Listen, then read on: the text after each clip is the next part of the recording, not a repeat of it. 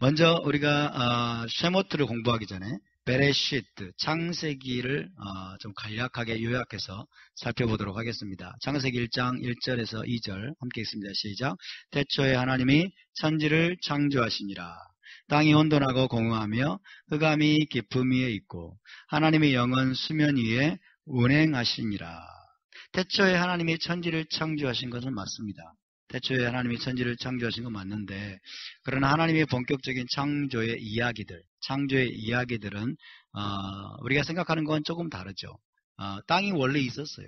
땅이 원래 있었고 혼돈과 공허와 흑암이 깊은 그런 땅으로부터 하나님이 뭔가를 창조해내는 이야기, 이것이 창세기에 나오는 창조의 특징입니다.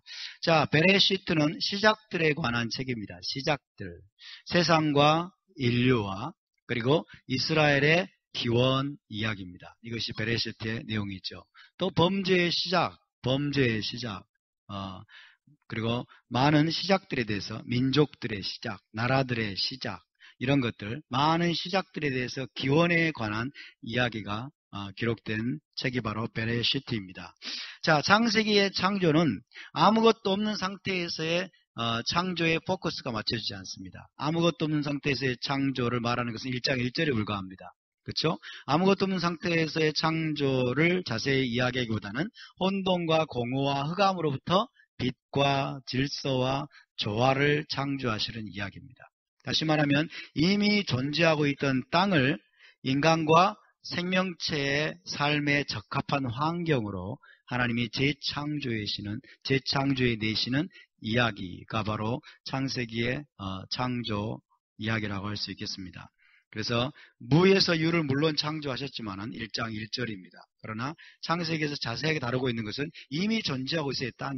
땅이 이미 혼돈과 공허와 흑암 가운데 땅이 이미 존재하고 있는데, 그 땅으로부터 하나님이 어떻게 빛과 질서와 조화를 창조해 내었고, 그리고 사람과 생명체들이 살기에 적합한 환경으로 어떻게 하나님이 창조해 내셨는지에 관해서 자세하게 설명하고 있습니다. 그래서 2절부터 굳이 우리가 또 이야기를 하자면은 창세기 1장 2절부터는 하나님의 재창조라고 할 수 있겠습니다. 하나님의 재창조, 사람이 살기에, 생명체들이 살기에 적합한 환경으로 하나님이 완전한 질서와 조화를 부여하면서 재창조하신 이야기라고 할 수 있겠습니다. 그래서 결국 하나님이 완벽한 환경을 창조하십니다. 완벽한 환경을 창조하셨는데 그것이 바로 에덴 동산이죠. 에덴 동산이라고 하는 완벽한 환경을 창조하시고 거기에 인간을 두셨습니다. 에덴 동산은 어디입니까? 하나님의 영광, 하나님의 샤키나, 하나님의 빛, 하나님의 영광이 거하시는 곳이며 그곳이 바로 하나님의 궁전입니다. 하나님의 궁전, 성전과 같은 곳이고 하나님의 왕궁이에요. 하나님의 왕궁, 하나님의 궁전이라고 할 수 있습니다. 땅에 있는 하나님의 궁전이에요. 물론 하늘에 하나님의 보좌가 있습니다. 하늘에 하나님의 보좌 말고 땅에 있는 하나님의 궁전, 하나님의 왕궁과 같은 곳이 바로 에덴 동산입니다. 거기에 하나님의 영광이, 쉐키나가 머무르고 계셨다 하는 것이죠. 그래서 그 궁전 안에 인간이 그 하나님의 영광 가운데, 빛 가운데 인간이 거하도록 하셨어요. 그래서 거기서 하나님도 안식하시고 인간도 안식하는 안식처였습니다. 할렐루야. 에덴 동산을 하나님의 궁전으로, 왕궁으로 지으셨고 뿐만 아니라 에덴 동산은 하나님의 완전한 안식처였고 인간에게도 안식처였습니다. 그래서 인간이 그곳에서 거하면서 온 땅을 정복하고 다스리는 통치본부, 땅을 정복하라, 다스리라, 생육하고 번성해서 땅에 충만하라. 어디서부터? 에덴 동산으로부터. 에덴 동산은 헤드쿼터와 같은 것입니다. 헤드쿼터. 하나님과 인간이 함께 완벽한 환경 가운데 거하시면서, 완전한 빛 가운데, 하나님의 영광 가운데 거하면서 온 열방을 다스리고 통치하는 헤드쿼터와 같은 하나님의 궁전이요 안식처와 같은 것입니다. 그래서 이것이 너무나 중요한 곳이기 때문에 하나님은 아담에게 에덴 동산을 지키도록 하셨어요. 이것을 지켜라. 이것을 지켜내라는 것입니다. 그러나 저와 여러분이 잘 아는 것처럼 아담과 하와는 이것을 지켜내는데 실패했습니다. 불순종의 결과, 아담과 하와가 어떻게 불순종했는지를 성경은 적나라하게 묘사합니다.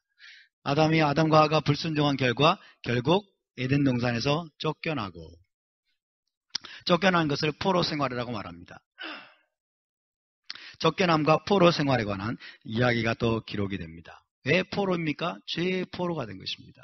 죄의 포로가 되고 악의 포로가 되고 그 다음에 죽음의 포로가 돼요. 죽음을 피할 길이 없어요. 어쨌든 에덴 동산에서 쫓겨나고 포로 생활한 것이 인간의 불순종의 결과임을 성경은 분명하게 밝히고 있습니다. 인간이 어떻게 불순종으로 인해서 에덴 동산에서 쫓겨나서 포로 생활을 하고 있는지를 보여주는 이야기가 또 창세기의 이야기죠. 그래서 지금 현재 세상 가운데 존재하는 모든 시기와 질투와 증오와 다툼과 전쟁과 모든 비극의 원인이 무엇입니까? 하나님께 대한 불순종입니다. 에덴 동산에서 쫓겨났기 때문입니다. 에덴 동산에서 완벽한 환경에서 쫓겨났기 때문에 포로 생활을 하고 있기 때문에 지금 이런 모든 비극이 일어나고 있는 것입니다. 그러나 하나님이 여기에서 끝나지 않으십니다. 하나님은 아담과 하와를 낙원에서 쫓아내시지만은 하나님은 구속의 플랜을 가동하십니다. 인간을 다시 구속할 계획을 가동하시기 시작하십니다. 구속이라는 단어, 구속이라는 단어가 명확하게 나오진 않지만 이것이 하나님의 계획이에요. 구속이 무엇입니까? 다시 에덴 동산으로 돌아가게 만드는 것입니다. 할렐루야. 이것이 하나님의 궁극적인 목적임을 믿으시기 바랍니다. 다시 에덴 동산으로 돌아가게 하는 것이에요. 그래서 하나님은 인간이 에덴 동산에서 쫓겨나자마자 여자의 자손, 여자의 씨입니다. 여자의 씨에 대한 메시아에 대한 약속을 통해서 하나님의 구속 계획을 계시하시는 것입니다. 그래서 여러분 우리 인간의 궁극적인 희망은 메시아를 통한 구속을 통해서 에덴 동산으로 돌아가는 것임을 믿으시기 바랍니다. 성경 전체가 이것을 이야기해주고 있습니다. 그래서 이 관점을 가지고 보지 않으면 성경은 엉뚱한 이야기가 되어버리고 맙니다. 그래서 하나님은 창세기 3장에서부터 3장 15절로부터 뭐 하려고요? 인간을 에덴 동산으로 돌이키고자 하는 계획을 계시하기 시작하셨음을 믿으시기 바랍니다. 그래서 이제 구속의 계획이 창세기 12장 3절에서 이렇게 드러납니다. 시작. 너를 축복하는 자에게는 내가 복을 내리고 너를 저주하는 자에게는 내가 저주하리니 땅의 모든 족속이 너로 말미암아 복을 얻을 것이다. 여자의 씨가 뱀의 씨를 이기고 이제 인간을 에덴 동산으로 돌아가게 할 것이라고 말씀하시는데 창세기 12장에 가서는 이것이 구체화됩니다. 구체화.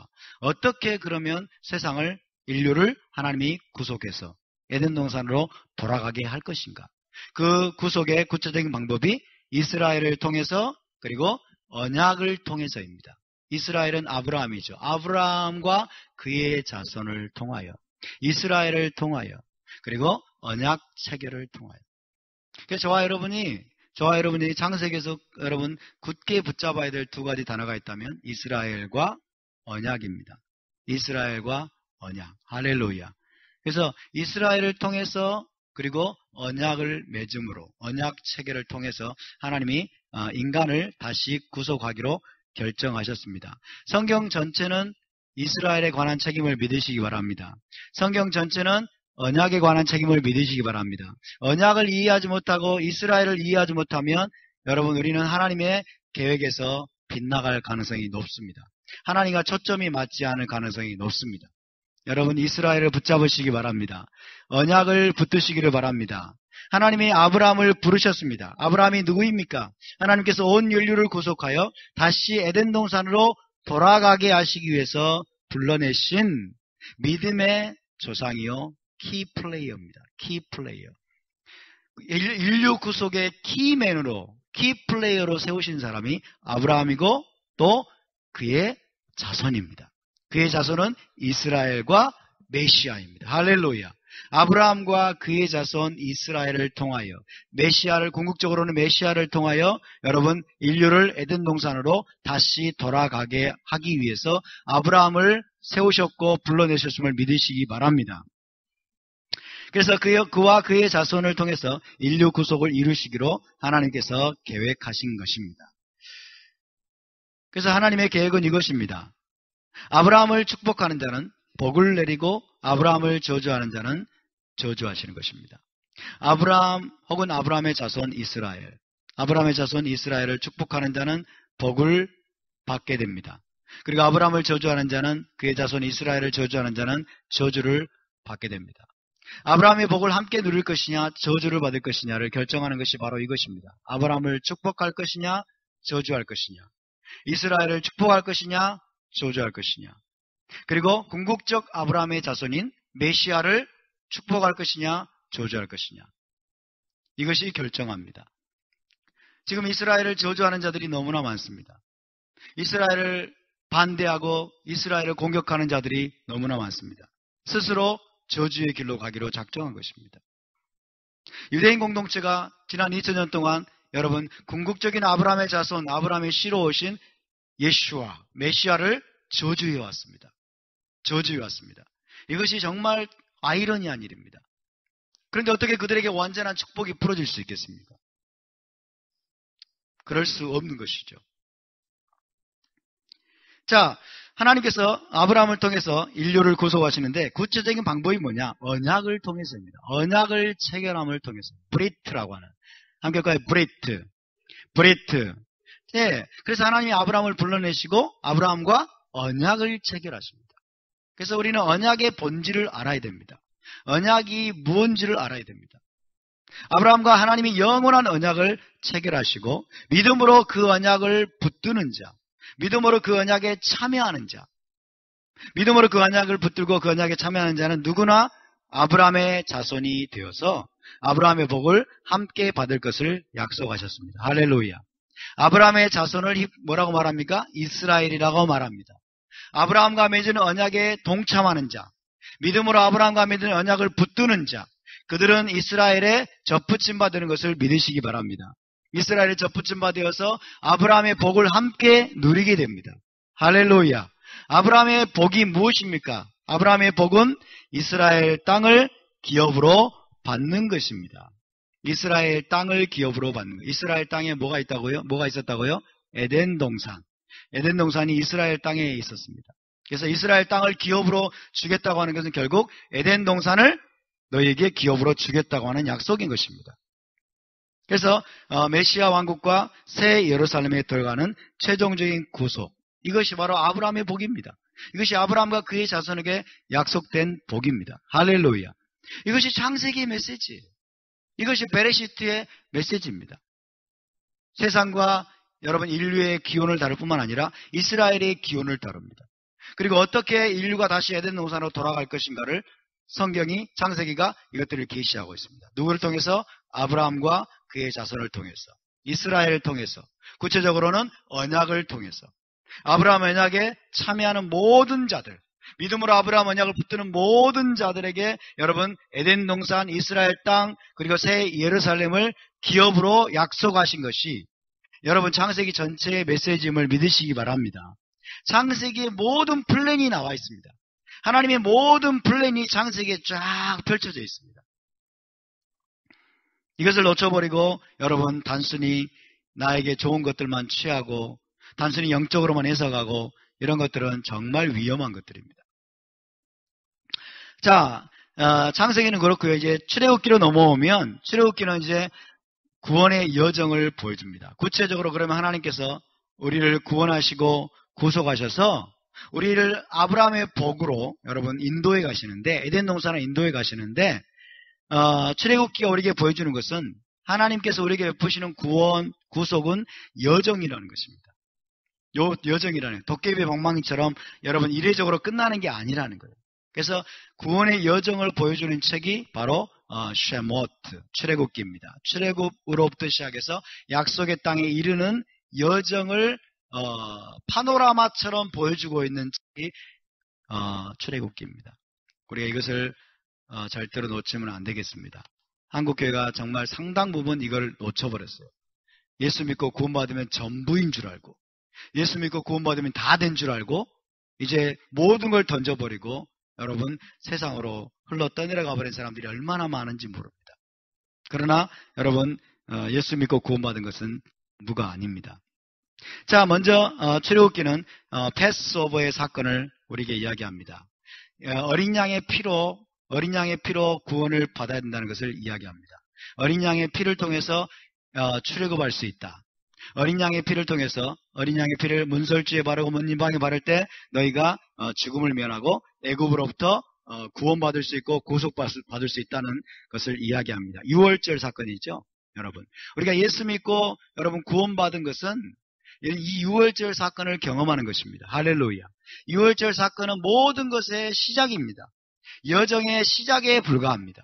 이것이 전부가 아닙니다. 구원의 가문을 이제 막 통과한 것에 불과한 것입니다. 할렐루야. 그래서 유월절 사건은 예수 믿고 교회 다니기 시작한 것은 그야말로 시작이에요. 그야말로 시작. 이제 갓난아기로 태어나는 거예요. 갓난아기로 태어나는데 자라지 않으면 어떻게 되겠습니까? 성장하지 않으면 어떻게 되겠습니까? 여러분, 그것이 온전한 생명체가 될 수 없는 것입니다. 자, 유월절이 우리의 구원의 여정의 출발임을 출애굽기는 보여주고 있습니다. 자, 유월절 여정은 우리를 어디로 인도합니까? 신의 산으로 데려갑니다. 신의 산으로. 그래서 유월절을 경험하고 어린 양의 피로 구원받은 사람들은 전부 다 신의 산으로 가야 됩니다. 전부 다 신의 산에 가서 하나님과 언약을 체결하고 거기에서 무엇을 받아야 됩니까? 토라를 받아야 됩니다. 할렐루야. 토라를 우리에게 주시는 하나님을 찬양합니다. 토라를 받고 여러분 토라를 통해서 이제 토라를 준행하는 삶을 살아야 됩니다. 6월절에 애굽에서 탈출했지만 6월절에 애굽을 나왔지만 신의 산에 가서 토라를 받지 않으면 여러분 출애굽 사건은 온전케 될 수 없습니다. 애굽으로부터 완전하게 탈출할 수 없습니다. 그래서 신의 산 사건 6월절 사건의 궁극적인 6월절 사건의 마지막 종결 지점은 신의 산이라고 할 수 있습니다. 하나님은 출애굽한 이스라엘 백성들을 이제 광야에 네 동댕이 치면서 너희들 마음대로 이제 살아라. 애굽에서 구원받았으니까 이제 너희는 자유다. 그러면서 자유를 만끽하라. 그렇게 말씀하지 않으시고 여러분 신의 산으로 데려가셔서 거기서 언약을 체결하시고 그들에게 토라를 준행하도록 하나님이 명령하셨습니다. 할렐루야. 그래서 반드시 여러분 반드시 교회는 토라 준행의 삶으로 돌아와야 될 줄로 믿습니다. 열방의 교회가 여러분 토라를 준행하는 삶으로 회복되어야 될 줄로 믿습니다. 이것을 놓치고 있으면 정말 심각한 것을 정말 중요한 것을 놓치는 것입니다. 그래서 신의 산에서 반드시 토라를 받아야 되고 거기서 멈추는 것이 아니고 하나님은 이제 성막을 지을 것을 명하십니다. 성막 건축에 관한 내용이 출애굽기에 여러분 거의 대부분을 차지합니다. 성막을 건축할 것을 하나님이 얼마나 자세하게 말씀하시는 거예요. 그래서 성막을 지어라. 성막을 지어라. 내가 너희와 함께 살기를 원한다. 내가 너희 가운데 거하기를 원한다. 하나님 우리 가운데 거하기를 원하십니다. 하나님 우리와 함께 살기를 원하십니다. 할렐루야. 성막을 지으라고 말씀하십니다. 성막을 통해서 하나님이 엄청난 것들을 또 계시하십니다. 그래서 이스라엘 백성의 광야의 여정은 여러분 회막, 이 성막과 함께하는 여정, 하나님의 영광의 임재와 함께하는 여정이 되어야만 되는 것입니다. 아멘. 그래서 이 성막을 통해서 하나님은 우리에게 예배를 훈련하십니다. 예배를 훈련하시고 그리고 성령이 우리 안에 들어오셔서 우리가 하나님의 성전이 되어야 되는 것들을 하나님이 말씀하고 계십니다. 아멘. 저와 여러분이 하나님의 성전으로 지어져 가야 될 줄로 믿습니다. 하나님의 성전으로 지어져 나간 것은 너무나 중요한 태스크입니다. 그래서 이 성막에 대해서 말씀하시는 겁니다.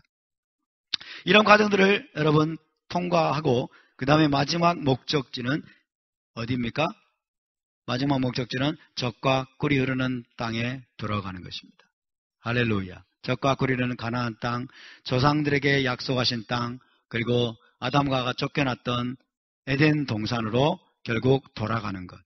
이것이 바로 여러분 출애굽기에서 제시하고 있는 원대한 비전이고 이것이 구원의 여정의 마지막 목적지입니다. 할렐루야. 우리는 지금 광야 여정 가운데 있음을 믿으시기 바랍니다. 우리는 아직 목적지에 도달하지 못했습니다. 우리는 지금 훈련받고 있는 중입니다. 그렇기 때문에 이 목적지에 도달할 때까지 여러분 깨어 있으시기를 바랍니다. 계속해서 토라로 훈련받으시길 바랍니다. 계속해서 성전으로 지어져 가시기 바랍니다. 계속해서 진정한 예배를 훈련하시기를 축복합니다. 그러니까 우리가 주님 하나님의 손에서 계속 훈련받으면서 우리가 지금 어디로 가고 있다고요? 우리 목적지가 어디라고요? 에덴 동산, 가나안 땅, 메시아 왕국을 향해서 우리가 지금 가고 있습니다. 여러분의 목적지에서 한순간도 눈길을 떼지 마시기 바랍니다. 목적지에서 눈길을 떼는 순간 우리는 미끄러집니다. 궁극적인 목적지를 놓치는 순간 이 땅에 여러분 헛된 것들, 좋아 보이는 것들에 우리의 눈길이 여러분 고정되게 됩니다. 그래서 우리의 최종 목적지, 우리에게는 최종적으로 도달해야 될 목적지가 있습니다. 아멘? 우리 옆에 분을 축복합시다. 우리에게는 도달해야 될 목적지가 있습니다. 그 목적지에 도달할 때까지 빗나가지 마세요. 할렐루야. 그 목적지에 도달할 때까지 빗나가지 마십시오.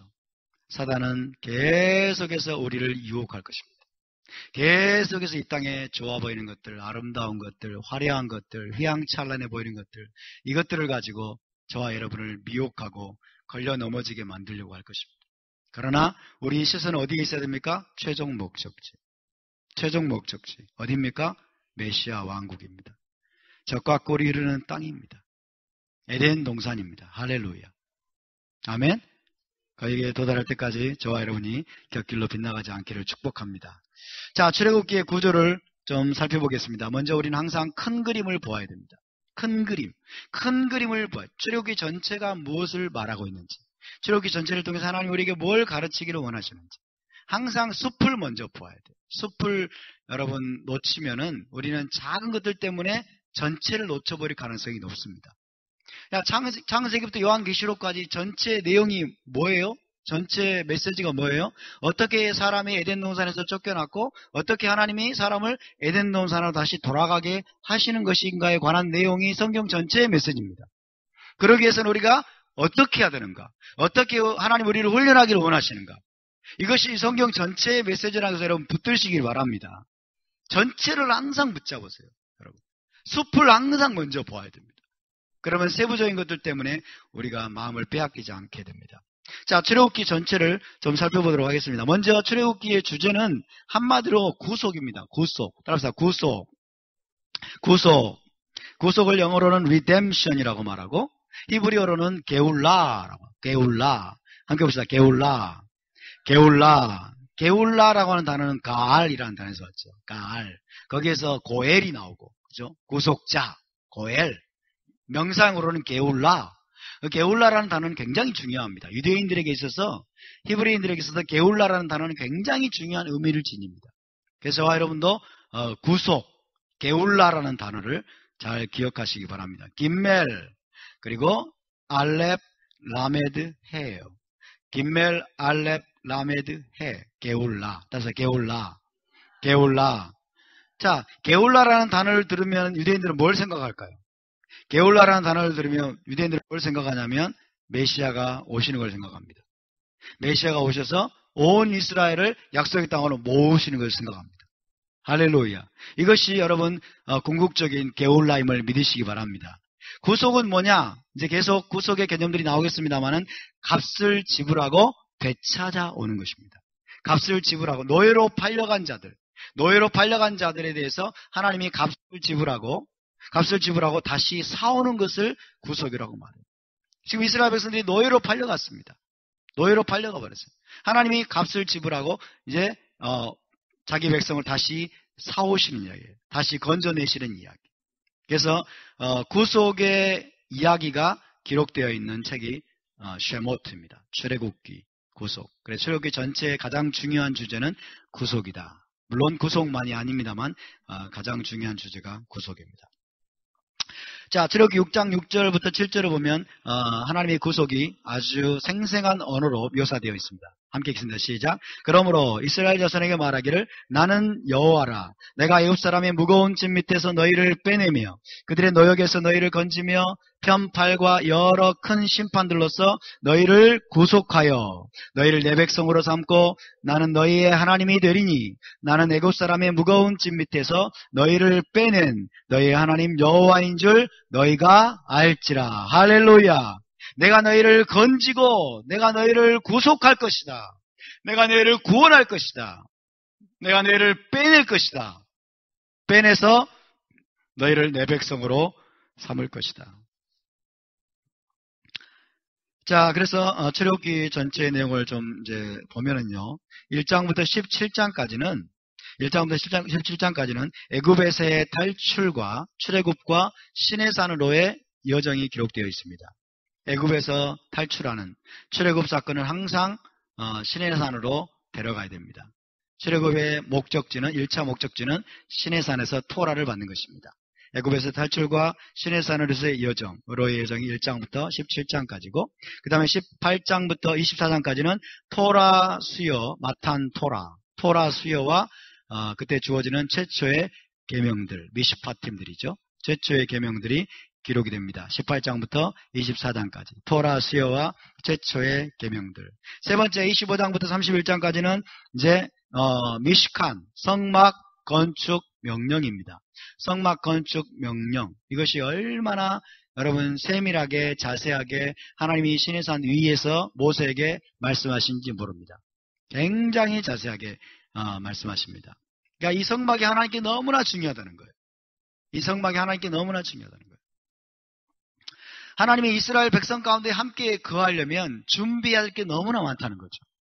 그렇죠? 하나님과 이스라엘 사이에는 여러분 무한한 갭이 있습니다. 하나님은 완전하신 분이시고 죄가 없는 분이시고 거룩하신 분이세요. 근데 이스라엘은 여러분 죄악이 너무 많고 너무나 부정하고 더러운 상태예요. 그래서 그 하나님의 영광을 모실 수가 없는 상태예요. 그렇기 때문에 어떻게 하면 하나님의 임재와 영광이 있는 성막을 그들 가운데 모실 수 있는지에 대해서 해야 될 준비에 대해서 하나님이 철저하게 말씀하신 거예요. 신랑의 열정으로. 그렇죠? 시내산 꼭대기에서 모세에게 이렇게 엄청난 계시를 주시고 있는데 땅에서는 신부가 딴짓하고 있는 거죠. 땅에서는 신부가 바람을 피우고 있습니다. 바람을 피우고 있어요. 이것이 32장부터 34장까지의 내용입니다. 금송아지와 두 번째 돌판. 금송아지 사건. 언약을 깨뜨린 사건입니다. 언약을 체결한 지 얼마 되지도 않아서 언약을 깨뜨려버리고 금송아지를 만드는 이스라엘 백성의 모습. 이것이 사실은 인류의 역사 전체에 대한 예언이에요. 이것이 인류 역사의 전체에 대한 예언입니다. 기독교에 대한 예언이에요, 사실은 또. 기독교가 그 짓을 해왔어요. 예수와를 만났고 여러분 구원을 받았는데 이제 2세기, 3세기로 넘어가면서 금송아지 우상을 숭배하는 토라를 던져버리는 이것이 기독교의 역사를 보여줍니다. 금송아지 우상을 숭배하게 되지만은 그러나 하나님이 다시 한번 그들을 용서하시고 두 번째 돌판을 주시면서 이 언약을 회복하십니다. 이 언약을 회복하시는 내용이 32장부터 34장까지의 내용이고요. 마지막으로 35장부터 40장까지는 이제 성막 건축과 이제 쉐키나 하나님의 영광이 이제 성막에 임하시는 내용으로 출애굽기가 마무리가 지어지고 있습니다. 출애굽기의 결말이 뭐예요? 성막에 하나님의 계획대로 지어지게 되고 성막에 하나님의 쉐키나 영광이 돌아오는 거예요. 할렐루야. 하나님의 쉐키나 영광이 성막에 임하는 거예요. 너무나 엄청난 하나님의 영광이 임해가지고 모세가 그 성막에 들어갈 수도 없을 만큼 엄청난 하나님의 영광이 이 땅에 실제로 임한 겁니다. 땅에 실제로 임한 거예요. 여러분 이것은 2500년 만에 일어난 사건이에요. 창세기 2장에서 하나님의 영광이 어디에 머물렀어요? 에덴 동산에 머물렀습니다. 에덴 동산이 어디에 있어요? 땅에 있어요. 땅에. 이스라엘 땅에. 이스라엘 땅에 실제로 하나님의 영광이 에덴 동산에 머물러 있었어요. 그런데 아담과의 범죄로 말미암아 하나님의 영광이 떠나버렸어요. 하나님의 영광이 떠나가지고 지난 2500년 동안 여러분 하나님의 영광이 사라져버렸어요. 그런데 하나님이 이제 이스라엘 나라를 불러내시고 성막 명령을 주시고 그러면서 모세와 이스라엘 백성이 성막을 하나님의 여러분 명령대로 건축하자 하나님의 영광이 2500년 만에 이 땅으로 돌아온 것입니다. 할렐루야. 이게 얼마나 놀라운 사건인지 몰라요. 전무후무한 사건이죠. 정말 기가 막힌 사건이에요. 그래서 출애굽기의 마지막 결말은 하나님의 영광이 돌아온 것입니다. 에덴 동산에 있던 그 하나님의 영광이 2500년 만에 이 땅으로 다시 돌아온 이야기. 이것이 출애굽기의 마지막입니다. 그래서 여러분, 출애굽기의 키워드는 세 개로 요약해 볼 수가 있는데, 첫 번째 구속, 구속. 두 번째 토라, 세 번째 성막입니다. 히브리어로 게울라, 그 다음에 토라, 그리고 미시칸입니다. 미시칸. 하나님의 초점이 지금 여기에 모아지고 있습니다. 구속이 뭐냐? 구속자로서의 하나님을 계시하십니다. 구속의 그림을 하나님 우리에게 보여주십니다. 너희에게 구속이 필요함을, 내가 이와 같이 너희를 구속할 것이다. 이것을 보여주십니다.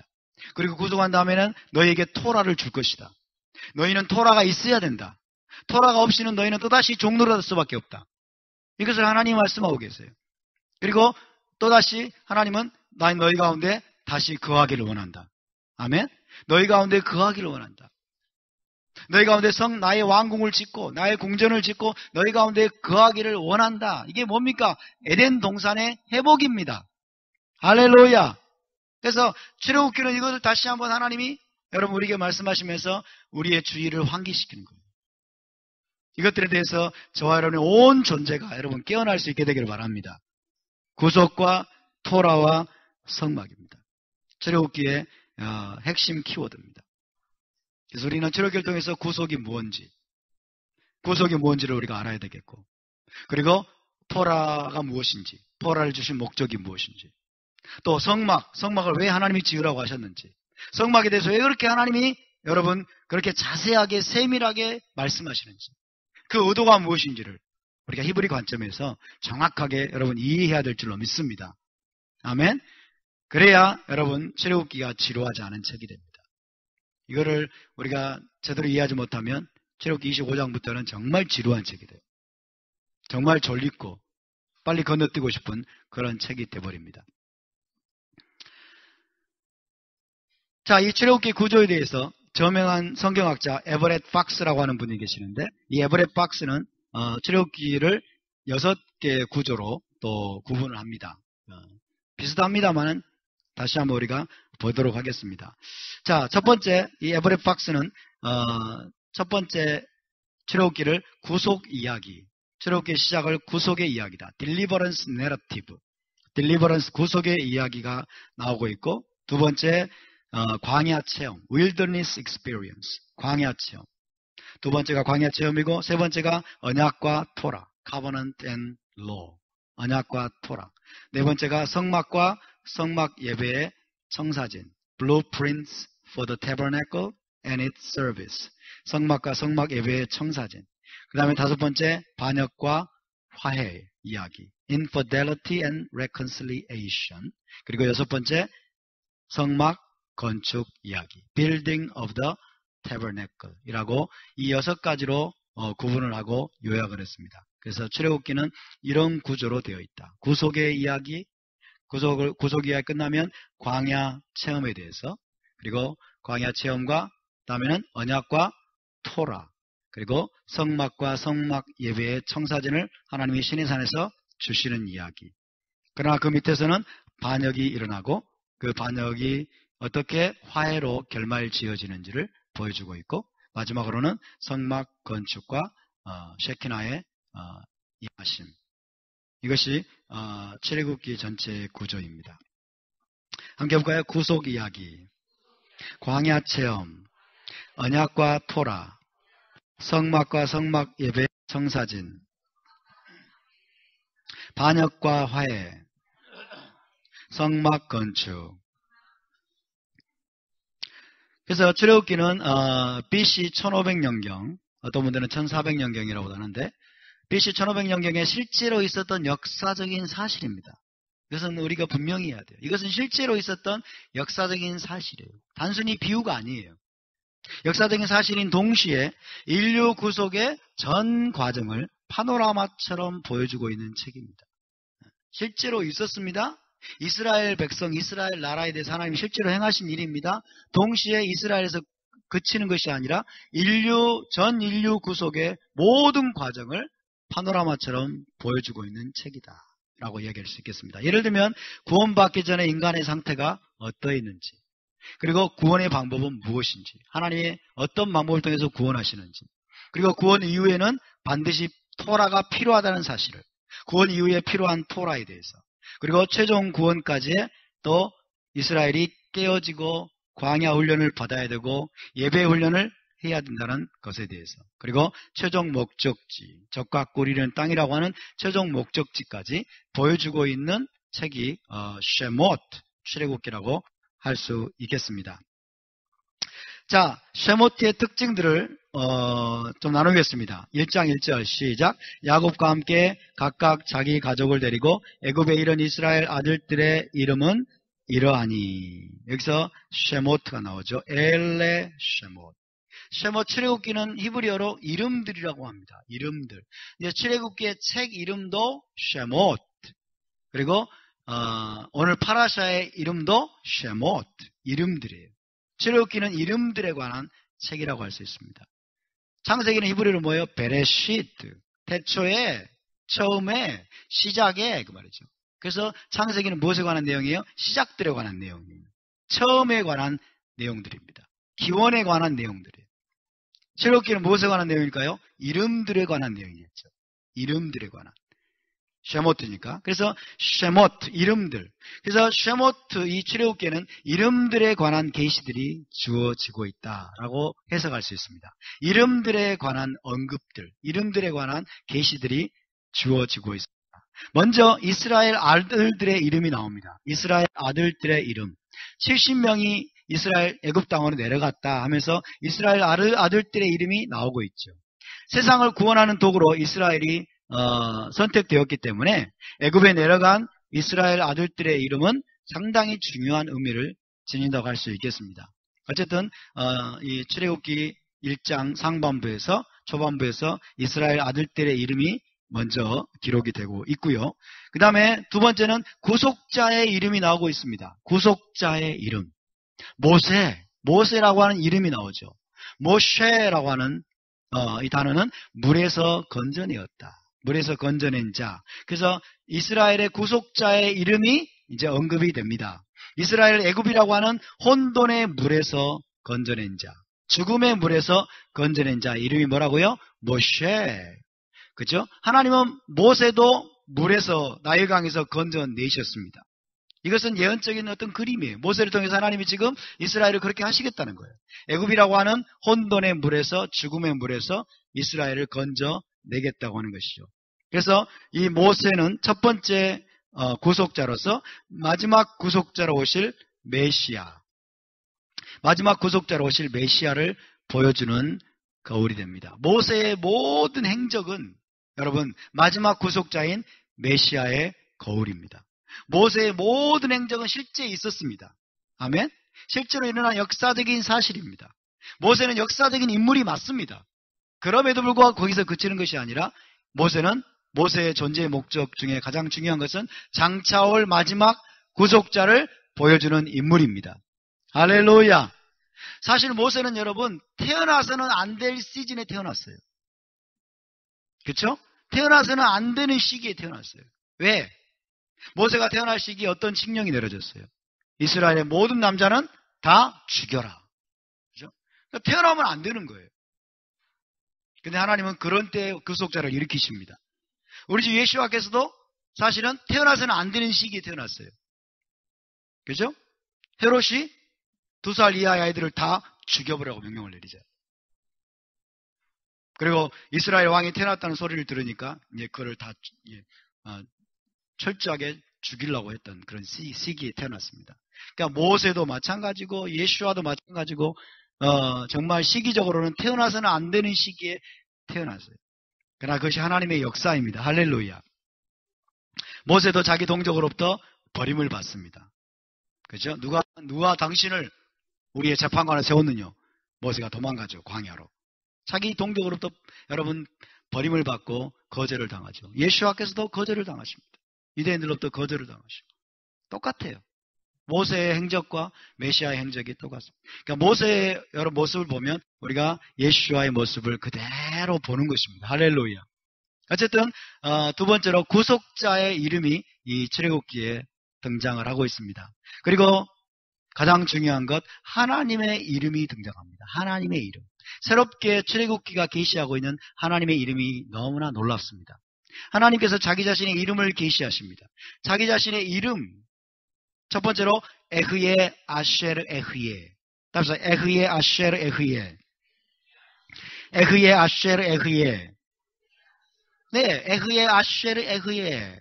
여러분 이것이 히브리어인데 하나님이 자기 자신의 이름을 그렇게 말했어요. 에흐예 아쉐르 에흐예. 나는 에흐예 아쉐르 에흐예다. 축약하면 나는 에흐예다요. 에흐예. 에흐예가 너를 보냈다고 해라. 그러는 거예요. 에흐예 아쉐르 에흐예가 하나님의 이름입니다. I will be that which I will be. 영어 성경에는 I am that I am. 이렇게 번역이 된 번역도 있고요. 우리말 성경에는 나는 스스로 있는 자다. 그러나 좀 부족한 번역이에요. 나는 스스로 있는 자다가 아니고 I will be that which I will be. 그래서 여러분 보면 참 어려운 이름입니다. 하나님은 참 어려우신 분이세요. 에흐예라고 하는 것은 미완료예요. 미완료. I will be. 미완료예요. 에흐예 아쉐르 에흐예. That which I will be. 그래서 나는 영원한 미완료이다 이런 뜻이에요. 하나님의 이름이 문장이 하나님의 이름이에요. 문장이. 대단하죠? 보통 이름은 명사형이잖아요. 근데 하나님의 이름은 문장입니다. 에흐예 아쉐르 에흐예. 대단하죠? 이것이 히브리적인 어떤 구조입니다. 히브리인들의 이름도 문장이 이름이에요. 문장이. 예호나탄. 그러면 뭐예요? 여호와께서 주셨다. 이게 이름이에요. 당신의 이름이 뭐예요? 여호와께서 주셨다예요. 이런 거죠. 여호와께서 주셨다. 예호나탄 이러는 거죠. 하나님이 그렇게 하나님이 원조세요. 하나님이 에흐예 아쉐르 에흐예. 당신의 이름이 뭡니까? 에흐예 아쉐르 에흐예. 나는 영원한 미완료형이다 이 뜻이에요. 영원한 미완료형이다. 하나님은 완료되신 적이 없습니다. 인류의 구속을 위해서 과거부터 지금까지 앞으로도 쉬지 않고 계속해서 움직이는 존재라는 뜻이에요. 할렐루야. 하나님은 정지해 본 적이 없으신 분이십니다. 하나님은 멈춰 본 적이 없으신 분이십니다. 하나님은 완료가 없습니다. 아멘. 하나님은 영원한 미완료형이십니다. 어제도 계셨고 지금도 계시며 장차 오실 자다. 이런 의미로도 해석이 됩니다. 어제도 계셨고 지금도 계시며 장차 오실 분. 이것이 에흐예 아쉐르 에흐예의 의미로 요한계시록은 또 이해를 하고 있습니다. 그래서 하나님이 자신이 계시하십니다. 나는 에흐예 아쉐르 에흐예다. 줄이면 나는 에흐예다. 따라서 에흐예 아쉐르 에흐예. 에흐예 아쉐르 에흐예. 예, 하나님은 여러분 어제나 오늘이나 영원토록 동일한 분임을 믿으시기 바랍니다. 인류의 구속을 위해서 과거부터 지금까지 그리고 계속해서 앞으로도 움직이시고 일하시는 하나님이심을 믿으시기 바랍니다. 할렐루야. 에흐예 아쉐르 에흐예가 하나님의 이름으로 계시되고 있고요. 두 번째 여호와. 여호와의 이름이 계시됩니다. 여호와. 따라서 여호와. 유대인들은 아도나이라고 부르고 있습니다만은 우리말 성경에 여호와라고 되어 있어요. 제가 연구해 보니까 예호바 혹은 여호와라는 발음이 맞는 것 같아요. 여호와. 이 여호와는 이스라엘 하나님의 고유명사입니다. 이스라엘 하나님의 고유명사. 이 이름에 대해서 하나님은 대대로 기억할 영원한 이름이라고 말씀합니다. 대대로 기억할 영원한 나의 칭혼이라. 그래서 이 여호와라는 이름이 출애굽기에서 비로소 계시되는 하나님의 이름입니다. 출애굽기에서 비로소 계시되는 하나님의 이름. 우리 조상들에게 아브라함과 이삭과 야곱에게 계시된 이름은 뭘까요? 엘샤다이. 전능한 하나님. 엘샤다이의 의미는 뭐냐면 넉넉히 채우시고 공급하시고 양육하시는 하나님. 하나님이 아브라함과 이삭과 야곱을 넉넉히 채우시고 공급하시고 그들을 양육하시는 전능하신 분이란 뜻입니다. 엘 샤다이. 따라서 엘 샤다이. 엘 샤다이. 엘 샤다이. 그렇다면 여러분 조상들이 우리 아버지들이 여호와란 이름을 알았을까요? 몰랐을까요? 자, 여호와란 이름은 조상들에게 하신 언약을 지키시고 이스라엘을 구속하시는 하나님의 속성을 나타낸 이름입니다. 언약을 지키시는 하나님. 언약을 covenant keeping God. 언약을 지키시고 이스라엘을 구속하시는 하나님의 속성. 그것이 바로 여호와란 이름의 뜻입니다. 조상들은 여호와의 이름을 물론 알았어요. 여호와의 이름을 불렀습니다. 아브라함이 세겜 땅에 와가지고 제단을 쌓고 여호와 이름을 불렀어요, 안 불렀어요? 불렀어요. 여호와 이름을 불렀습니다. 그런데 여호와의 이름 속에 담겨있는 여러분 더 깊은 속성을 그들이 몰랐다는 거예요. 여호와 이름 속에 담겨있는 속성이 뭐예요? 언약을 지키시는 하나님, 언약을 이행하시는 하나님, 조상들에게 하신 약속을 지키시고 이행하시기 위해서 이스라엘을 구속하시는 하나님. 할렐루야. 그 이름의 속성이 담긴 이름이 뭐라고요? 여호와. 할렐루야. 그래서 조상들은 여호와의 이름은 알았지만은 그 이름의 속성을 경험하지는 못했다는 거예요. 경험하지 못했어요. 하나님께서 아브라함에게 찾아오셔가지고 여러분 언약을 체결하십니다. 약속하십니다. 그렇죠? 그 언약을 하나님이 체결하세요. 근데 아브라함이 그 언약을 이행하시는 하나님을 경험했어요? 경험 못했어요? 경험 못했잖아요. 그렇죠? 아브라함에게 하나님이 하신 언약은 뭡니까? 창세기 15장 13절에서 14절입니다. 시작. 여호와께서 아브라함에게 이르시되 너는 반드시 알라. 네 자손이 이방에서 계기되어 그들을 섬기겠고 그들은 400년 동안 네 자손을 괴롭히리. 그들이 섬기는 나라를 내가 징벌할지며 그 후에 네 자손이 큰 재물을 이끌고 나오리다. 아브라함이 섬기던 여호와께서 이렇게 언약을 체결하십니다. 그리고 이렇게 약속하십니다. 이 언약의 성취를 아브라함이 여러분 경험했습니까? 경험하지 못했습니까? 경험하지 못했어요. 아브라함도 이삭도 야곱도 이 언약의 성취를 하나님이 언약을 지키는 것을 경험하지 못했어요. 이제 여러분 출애굽기에 와서 이스라엘 백성들이 아버지들에게 하신 약속을 지키시는 언약을 지키시고 이행하시는 구속하시는 하나님을 경험하게 됩니다. 할렐루야. 경험적으로 알게 되는 거예요. 그래서 여호와란 이름이 이제 경험적으로 이스라엘에게 계시가 되는 것입니다. 할렐루야. 그래서 출애굽기 6장 6절에서 7절 함께 읽습니다. 시작. 나는 여호와라. 내가 애굽 사람의 무거운 짐 밑에서 너희를 빼내며 그들의 노역에서 너희를 건지며 편팔과 여러 큰 심판들로서 너희를 속량하여 너희를 내 백성으로 삼고 나는 너희의 하나님이 되리니 나는 애굽 사람의 무거운 짐 밑에서 너희를 빼낸 너희의 하나님 여호와인 줄 너희가 경험으로 알게 될 것이다. 할렐루야. 경험적으로 알게 될 것이다. 창세기 15장에서 하나님이 언약을 체결하십니다. 약속을 주십니다. 아브라함과 이삭과 야곱은 여호와를 불렀지만 여러분 언약을 지키시는 여호와를 경험하지 못했습니다. 그런데 출애굽기 와서는 나는 여호와라 라고 말씀하시면서 나는 언약을 지키는 자다. 나는 조상들에게 한 언약을 지켜서 너희를 구속하는 자다. 내 이름은 여호와니라. 너희가 나 여호와를 경험적으로 알게 될 것이다. 할렐루야. 여호와 하나님을 송축합니다. 우리를 구속하신 여호와 하나님을 찬양합니다. 할렐루야. 뿐만 아니라 여호와란 이름은 여러분 자비롭고 은혜롭고 노하기를 더디하시는 하나님의 속성을 나타내는 이름입니다. 여호와. 자비롭고 은혜롭고 노하기를 더디하시는 하나님의 속성. 이 담겨있는 이름이 여호와예요. 이와 좀 반대되는 이름, 대응되는 이름이 엘로힘이라는 이름. 엘로힘, 하나님. 엘로힘이라는 것은 하나님이라는 뜻이지만 이 엘로힘이라는 이 칭호는 심판과 공의의 속성을 대표하는 이름이에요. 심판과 공의의 속성. 창세기 1장에는 여러분 엘로힘만 나옵니다. 바이오메르 엘로힘 예히오르 바예히오르. 그죠? 바이오메르 엘로힘이래요. 엘로힘께서 빛이 있으라.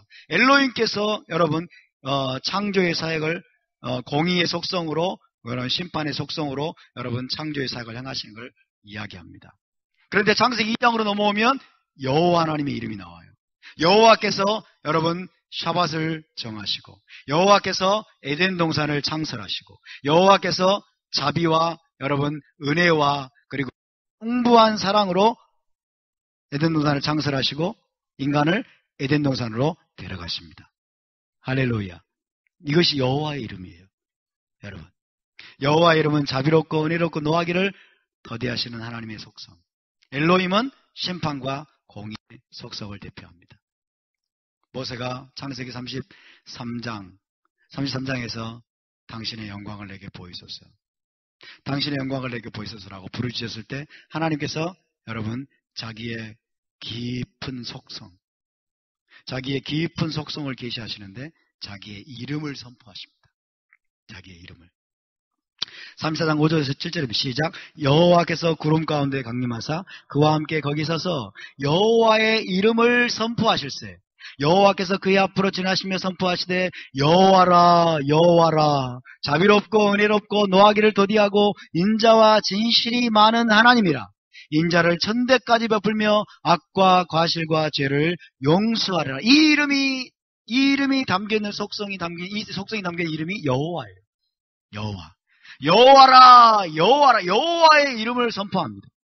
자비롭고 은혜롭고 노하기를 더디하고 인자와 진실이 많은 하나님. 인자를 천대까지 베풀며 영원토록이에요. 영원토록 베풀며 악과 과실과 죄를 용서하리라. 많은 기독교인들이, 크리스천들이 잘못 알고 있습니다. 구약은 잔인한 하나님, 구약은 무자비한 하나님, 구약은 아주 심판하시는, 맨날 분노하시는 하나님, 신약은 은혜의 예수님. 천만의 말씀 만만의 콩떡이에요. 여호와 하나님의 이름이 성경에 몇 번 나올까요? 여호와라는 이름이 성경에 몇 번 나옵니까? 세보셨습니까? 성경 읽기도 바쁜데 언제 그걸 세고 있어요? 컴퓨터가 다 세줍니다. 여호와라는 이름이 몇 번 나올까요? 성경에 총 6,828번 나온다고 그래요. 근데 빠진 것까지 포함하면 더 돼요. 번역이 잘못돼가지고 빠진 거에 포함하면 여러분 7,000번도 넘게 나와요. 7,000번 가까이 나와요. 여호와라는 이름이. 대부분 어디에서 나올까요? 여호와라는 이름이. 신약에서 나올까요? 구약에서 나올까요? 여호와라는 이름이 뭔 뜻이라고요? 자비롭고 은혜롭고 노하기를 더디하고 인자와 진실이 많은 하나님을 대표하는 이름이 여호와예요. 그 여호와라는 이름이 다 구약 성경에 나와요. 대부분. 몇 번? 6,828번. 와, 대단하죠? 근데 구약의 하나님은 잔인한 하나님. 맨날 분노하고 심판하는 하나님. 이렇게 알고 있는 것은 여러분 완전히 사탄적인 겁니다.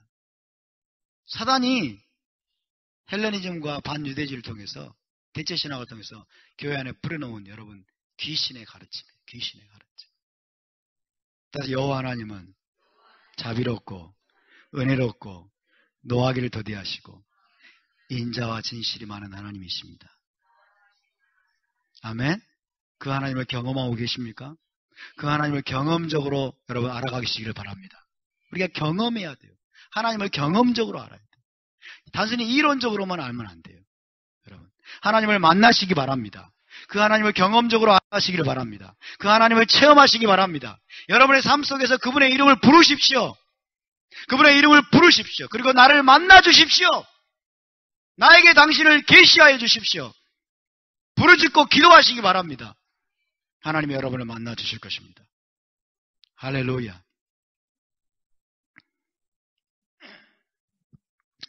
자, 하나님의 또 다른 이름이 아브라함과 이삭과 야곱의 하나님이라는 이름이 등장합니다.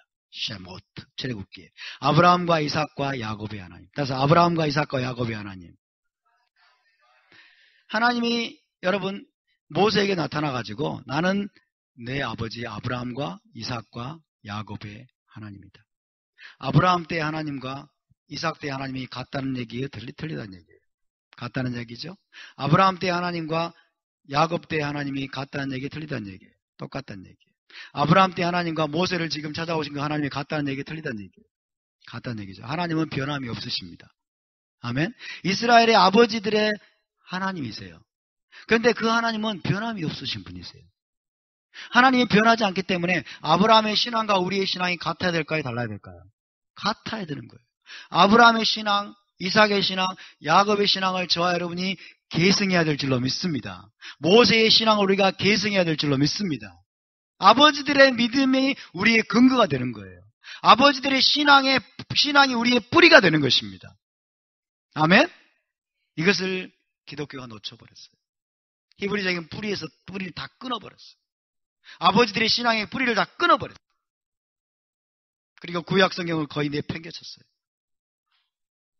심각합니다, 여러분. 이스라엘의 신앙이 아버지들의 신앙과 다름이 없어야 한다는 것을 강조하는 일입니다. 우리의 신앙이 아버지들의 신앙에 여러분 깊이 뿌리박고 있어야 된다는 것을 가르치고 있는 것입니다. 할렐루야. 저와 여러분이 히브리적인 뿌리로 돌아가야 될 줄로 믿습니다. 아브라함의 하나님이 우리의 하나님이심을 믿으시기 바랍니다. 우리가 섬기는 하나님은 아브라함과 이삭과 야곱의 하나님이십니다. 그래서 우리는 아브라함과 이삭과 야곱의 뒤를 따라야 됩니다. 모세의 뒤를 따라야 됩니다. 할렐루야. 아브라함과 이삭과 야곱의 하나님이란 이름은 여러분 지금은 하나님이 버리셨을까요? 안 버리셨을까요? 안 버리셨어요. 안 버리셨어요. 너무나 아름다운 이름이에요. 너무나 아름다워. 물론 하나님은 저의 하나님이시기도 합니다. 여러분의 하나님이시기도 합니다. 근데 하나님 자신이 그렇게 부르지는 않으셨어요. 하나님 자신이 여러분 누구 인간의 이름을 자기 칭호 속에 집어넣어가지고 불러본 적이 없어요. 근데 하나님은 아브라함과 이삭과 야곱의 하나님이라고 자기의 칭호를 그렇게 부르세요. 얼마나 놀라운 이름입니까? 따라서 아브라함과 이삭과 야곱의 하나님, 엘로헤 아브라함, 엘로헤 이츠학, 벨로헤 야곱. 예, 히브리어로 그렇게 됩니다. 다시 한번 엘로헤 아브라함, 엘로헤 이츠학, 벨로헤 야곱. 그렇게 기도하십시오, 여러분. 아브라함과 이삭과 야곱의 하나님, 당신이 나의 하나님이십니다. 네 번째, 여러분, 출애굽기에는 바로의 이름도 나옵니다. 출애굽기는 쉐모트에 관한 책이죠. 이름들에 관한 책이에요. 바로의 이름도 나오고 있어요. 이스라엘을 종으로 삼는 이름이에요. 이 바로는 고유명사는 아닙니다만 어쨌든 이스라엘을 종으로 삼는 이름이에요. 이스라엘 종으로 삼고 이스라엘과 하나님을 대적하는 원수의 이름, 바로, 애굽의 왕, 바로의 이름도 등장하고 있습니다. 그래서 이것은 이 바로는 인류를 종으로 삼고 있는 사탄의 모형입니다. 자, 이름이라고 하는 것은 왜 중요합니까? 이름은 어떤 존재의 정체성이에요. 정체성. 그의 본질, 그의 속성을 나타냅니다. 혹은 예언적인 부르심을 의미합니다. 그래서 이름이 중요합니다. 이름을 아무렇게나 지으면 안 돼요, 여러분. 이름의 중요성을 모르고 우리의 한국의 조상들이 아무렇게나 이름을 지은 게 원해요. 말자, 이제 끝이다 이거죠. 딸은 이제 끝, 막내 이러고 엄청 이상한 이름들 많이 지어놨어요. 너무 생각 없이 이름을 지어요. 이름은 어떤 존재의 정체성을 규정합니다.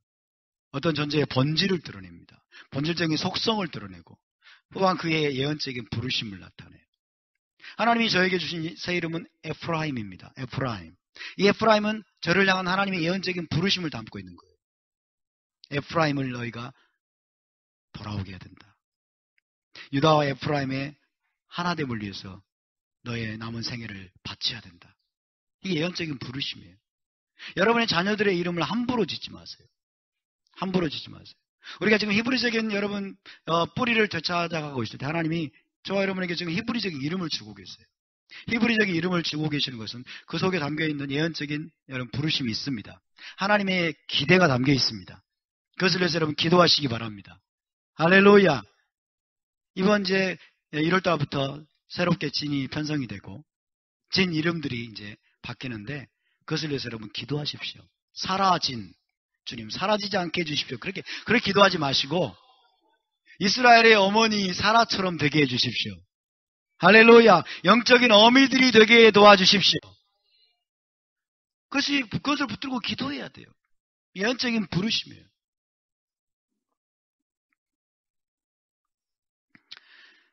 자, 출애굽기의 특징들을 계속 살펴보겠습니다. 출애굽기는 또 하나의 창조 이야기라고 할 수 있습니다.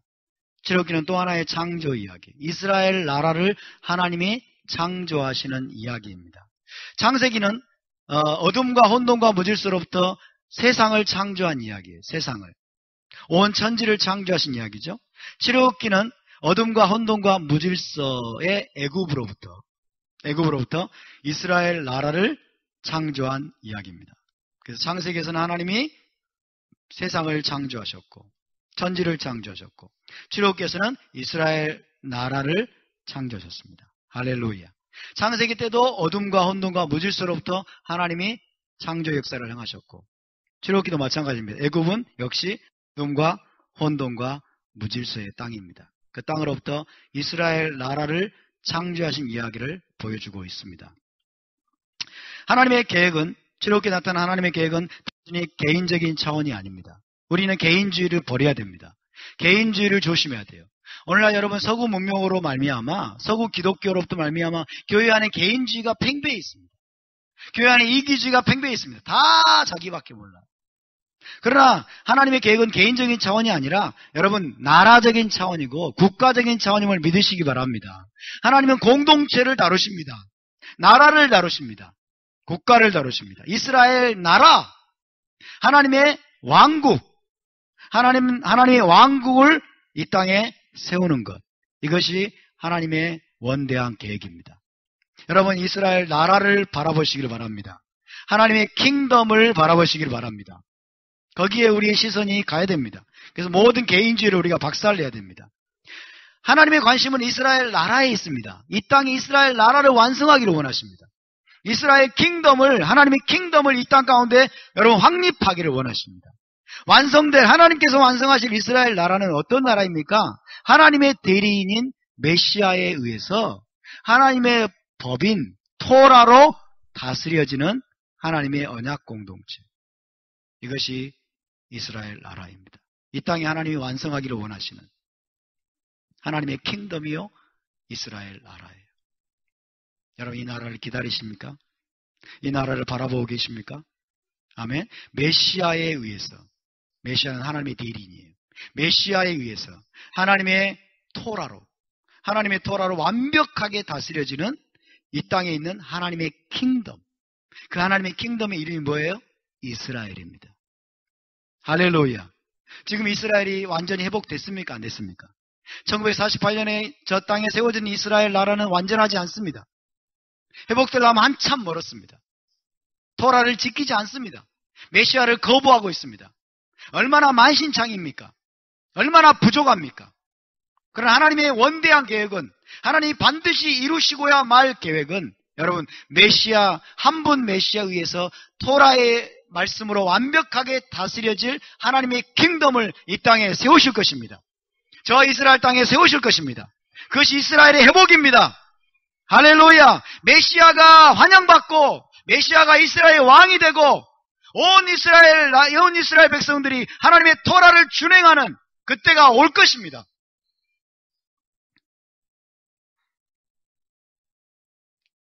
두 번째로 출애굽기는 메시아에 의한 구속을 생생하게 보여주는 패턴을 제공합니다. 메시아에 의해서 어떤 구속이 이루어질 것이냐.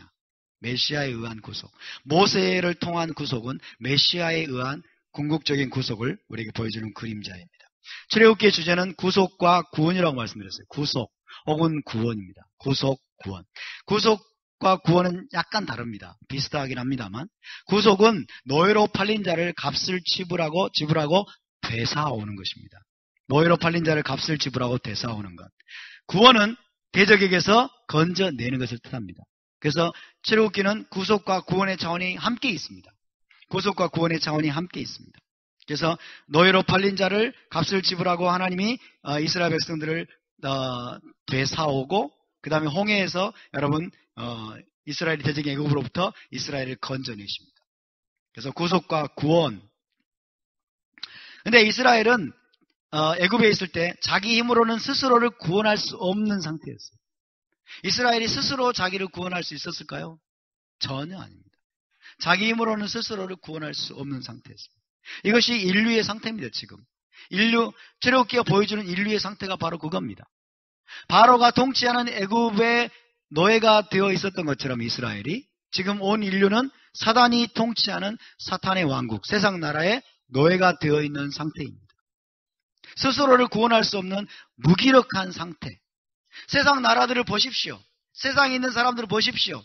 스스로를 구원하기는커녕 자살 꼴을 계속해서 터뜨리고 있죠. 그죠? 스스로 self-destructive, 자기를 파괴하는 방향으로 계속 나아가고 있습니다. 이것이 출애굽기가 보여주는 전 인류의 상태입니다. 자기 힘으로는 도저히 스스로를 구원할 수 없는 상태. 이것이 이스라엘 상태였고 이것이 온 인류의 상태입니다. 누가 필요하다? 메시아가 필요하다. 하나님이 메시아를 보내서 결국 여러분 이스라엘을 구원하는 것은 오직 하나님의 능력으로만 가능한 걸 믿으시기 바랍니다. 지금 온 세상 나라를 구원하는 것은 하나님의 능력으로만 가능한 걸 믿으시기 바랍니다.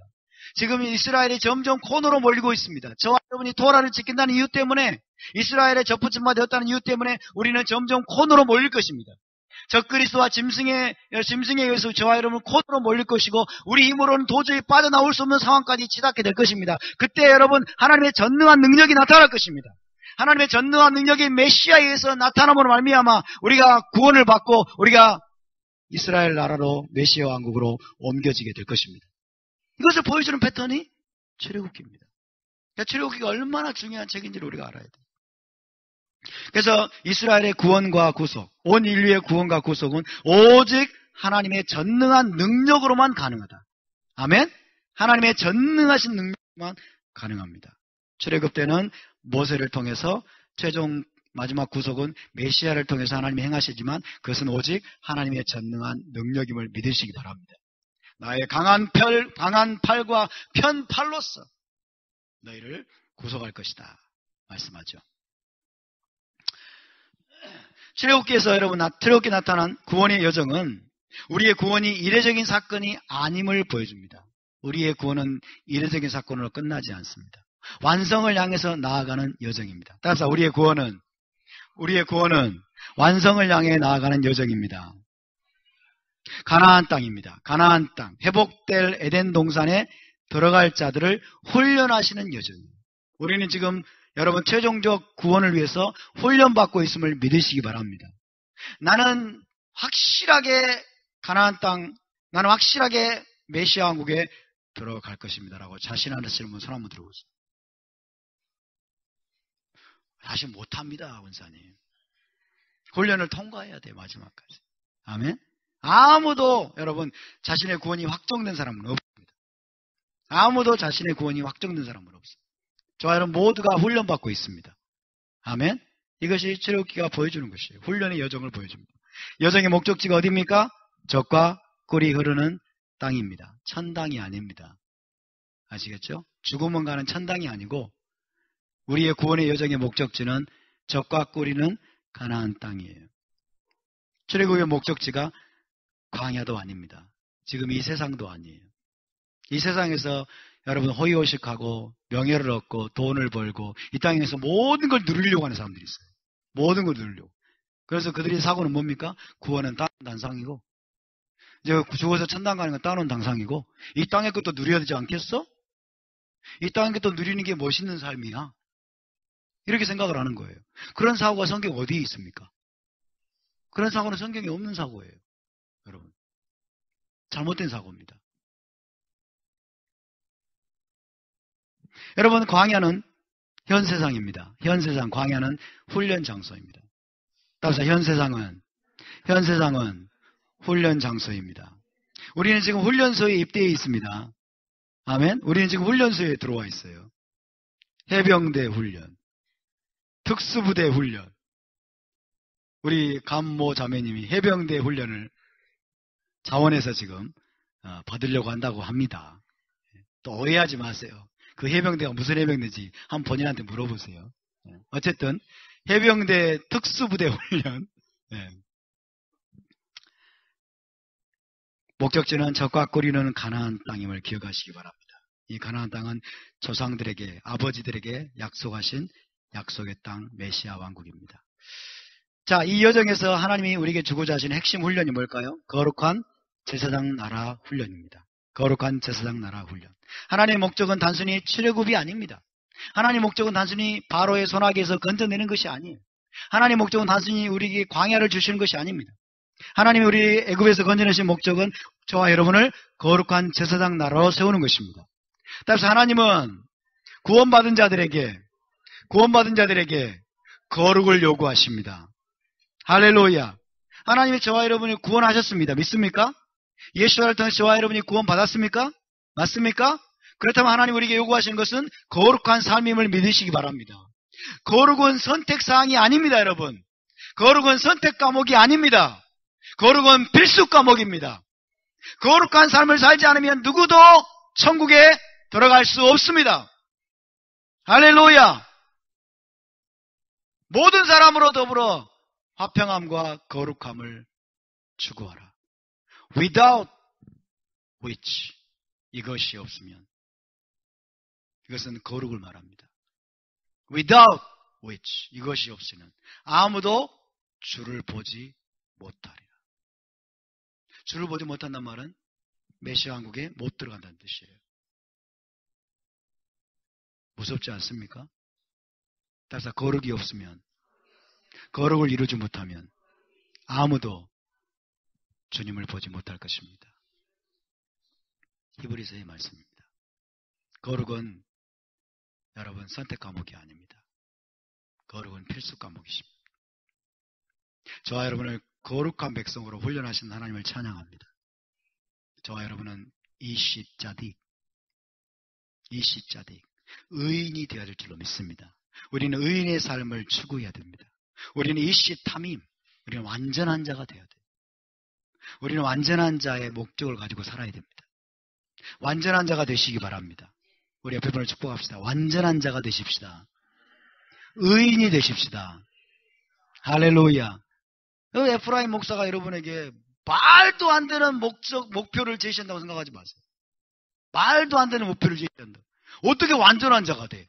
어떻게 의인이 돼? 근데 이건 제 이야기가 아니에요.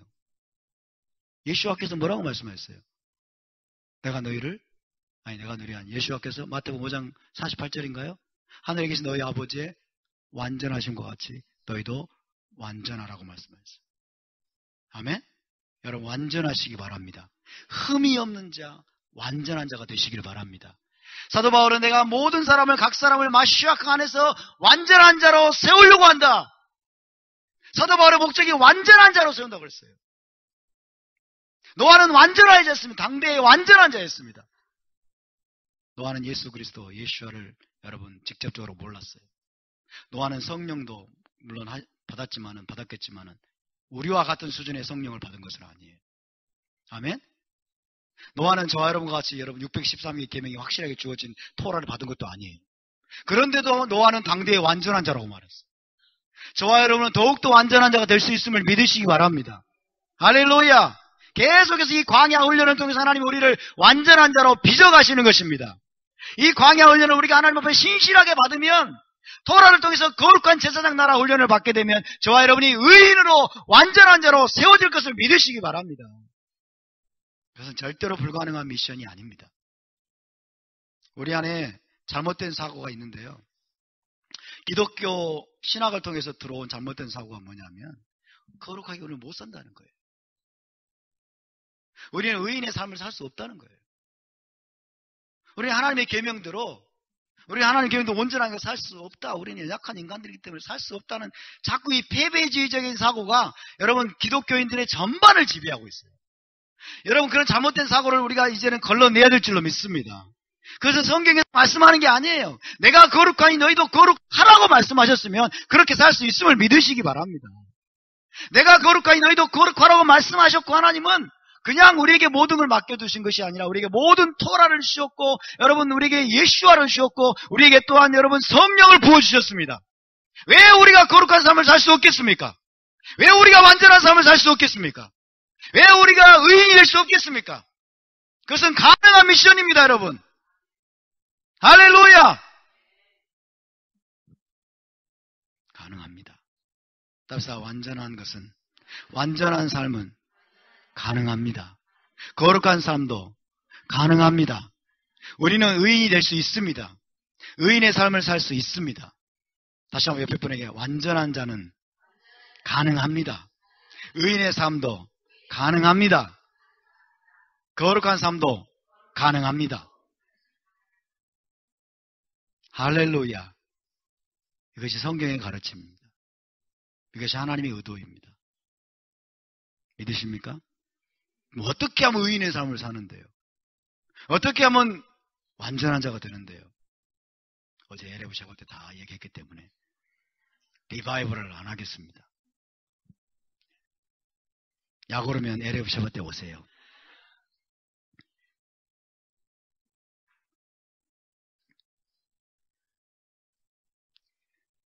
자, 이 출애굽 여정에서 일어난 중요한 사건들입니다. 토라 수요, 시내산에서 결혼 언약을 통해서 주신 토라 수요. 하나님께 이게 얼마나 중요한 사건인데 율법이 폐졌다고 말하는 겁니까? 성막 건축, 하나님의 임재를 백성 가운데 모시는 것이죠. 하나님이 백성 가운데 내려오시는 거예요. 성막을 통해서. 얼마나 놀라운 사건입니까?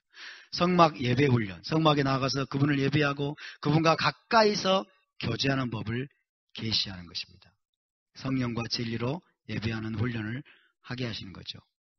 세 번째, 출애굽기에 나타난 중요한 특징은 진정한 자유를 얻는 법입니다. 진정한 자유를 하나님이 주기를 원하셨다는 거예요.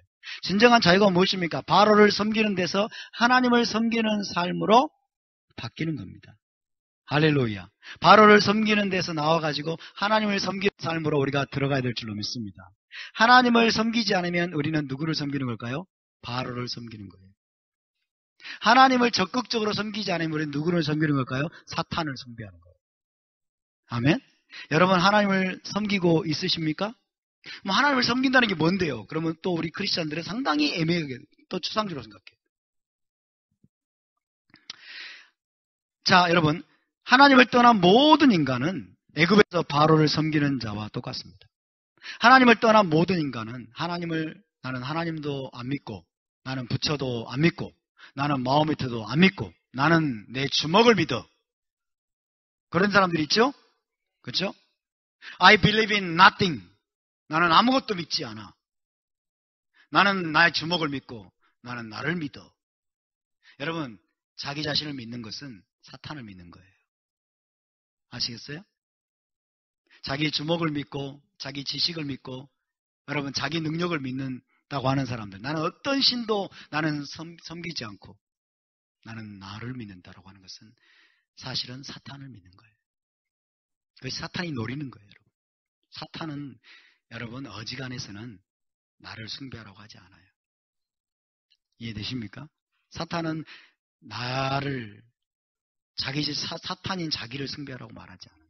사탄이 뭐라고 말해요? 네 멋대로 해라고 그래요. 이게 사탄의 유혹입니다. Be yourself without God. 하나님 없이 왜 하나님께 구속되려고 그래? Be yourself. 네 자신이다라는 거예요. 네 멋대로, 네 하고 싶은 대로. 교회 가지 말고 왜 그렇게 율법 지키려고 그래? 왜 그렇게 토라 지키려고 그래? 바보같이. Be yourself. 네 마음대로 살아. 네 하고 싶은 대로. 네가 네 인생의 주인이야.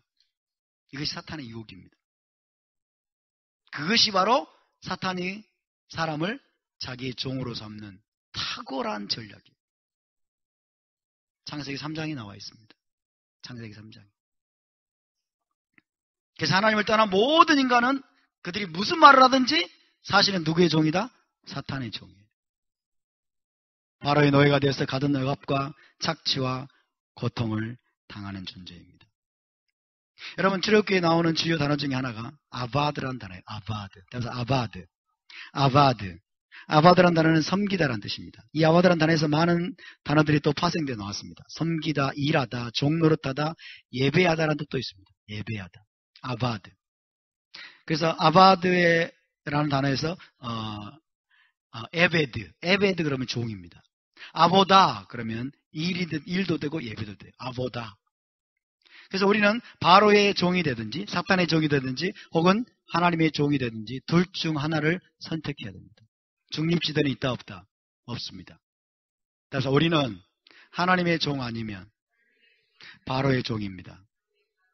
적극적으로 하나님의 종이 되시기를 바랍니다. 진정한 자유는 뭘까요? 하나님의 종이 되는 겁니다. 참 이게 놀라운 거예요, 여러분. 이게 복음의 비밀이에요. 진정한 자유는 하나님의 종이 되는 거예요. 하나님의 종이 되어서 오직 그분만을 섬기고 그분께만 충성하는 자가 되는 것이 우리에게 진정한 자유가 임하는 기름을 믿으시기 바랍니다. 진리를 알지니 진리가 너희를 자유케 하리라. 따라서 진리만이 우리를 자유케 합니다. 옆에 분에게 진리만이 당신을 자유케 합니다. 진리가 무엇이냐? 토라입니다. 아멘? 토라예요. 토라를 알고 토라에 순종하는 삶을 통해서 하나님을 섬길 때만이, 하나님의 종이 될 때만이 우리가 진정한 자유를 누릴 수 있음을 믿으시기 바랍니다. 그러니까 얼마나 우리가 토라를 사랑해야 되겠습니까? 얼마나 우리가 토라를 열심히 공부해야 되겠습니까? 얼마나 토라를 부지런히 암송해야 되겠습니까? 토라를 더 열심히 암송하시기 바랍니다. 토라가 우리를 자유케 합니다. 아멘? 하나님의 종이 되지 않으면 누구도 진정한 자유를 누릴 수 없어요.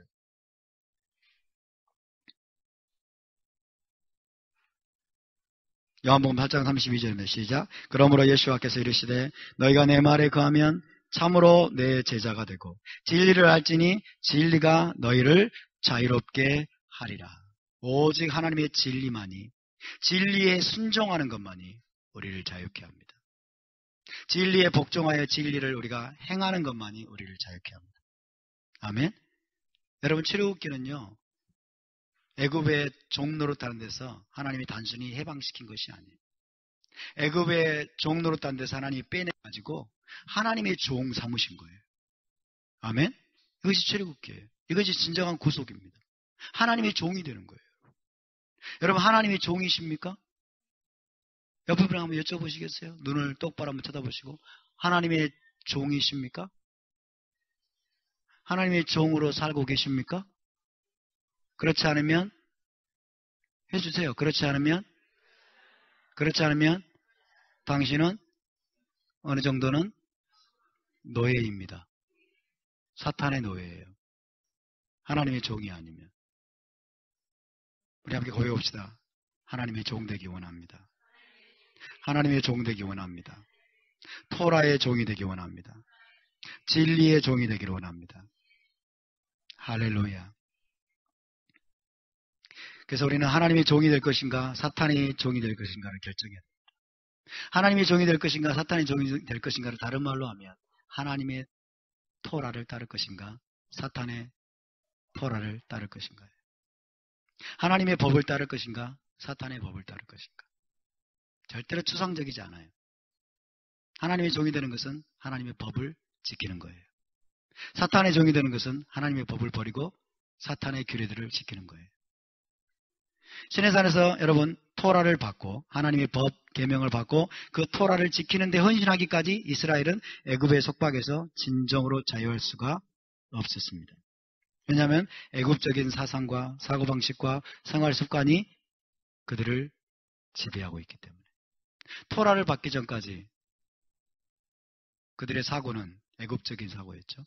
애굽에서 보고 듣고 교육받고 훈련받고 애굽에서 길들여진 여러분 생활습관과 규례들이 그들을 지배하고 있었어요. 그 지배를 끊어내려면 어떻게 해야 돼요? 애굽적인 사고를 끊어내려면 다른 사고가 와야 돼요. 아멘? 애굽의 사고방식이 끊어지려면, 이게 박살나려면 다른 종류의 사고방식이 우리에게 임해야 된다니까요. 아멘? 그 다른 종류의 사고방식이 하나님의 사고방식입니다. 하나님의 사상이 우리 가운데 임해야 돼요. 하나님의 사상을 내 것으로 받아들여야 됩니다. 그래야 이것을 박살낼 수 있습니다. 할렐루야. 젊은 청년 대학생들 결혼하기 전에 동거할 수 있다. 이게 매스컴에서 떠들어대는 여론조사를 통해서 60몇 %가 거기에 동의한대. 이게 애굽적인 사고방식이에요. 여러분, 그것들을 끊어내려면 어떻게 해야 돼요? 하나님의 사고방식으로 그것들을 끊어내야 됩니다. 그렇지 않으면 다 끌려가게 되어 있어요. 하나님의 사고에는 그런 게 없어요, 여러분. 하나님의 사상에는 그런 게 없습니다. 그래서 하나님의 사상이 나를 지배하지 않으면 세상의 사상이, 바로의 사상이 나를 지배하게 된다. 아멘? 여러분, 출애굽기를 통해서 하나님의 종이 되시기 바랍니다. 출애굽기의 내용들을 읽으시면서 공부하시면서 여러분 시내산에서 만나시는 시내산에서 토라를 주시는 하나님을 만나시기 바랍니다. 토라를 여러분의 삶의 확실한 규범으로 여러분 취하시기를 바랍니다. 그럴 때 진정한 자유가 옵니다.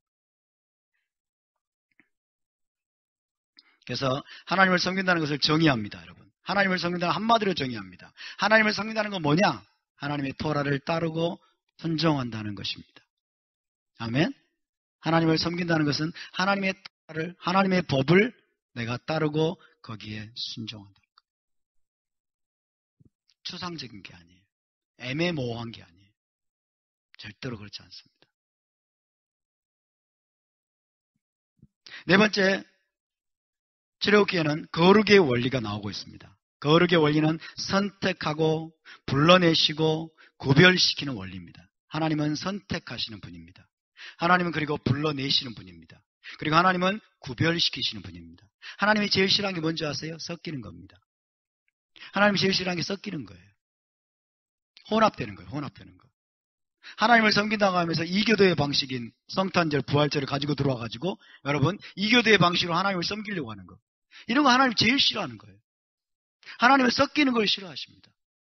하나님은 불러내십니다. 아멘? 하나님은 불러내시고 따로 구별해 놓으시는 분임을 믿으시기 바랍니다. 더럽혀지지 않도록, 섞이지 않도록, 혼합되지 않도록 하나님의 방법으로만 모든 것들이 되어지도록. 할렐루야. 이것이 거룩이에요.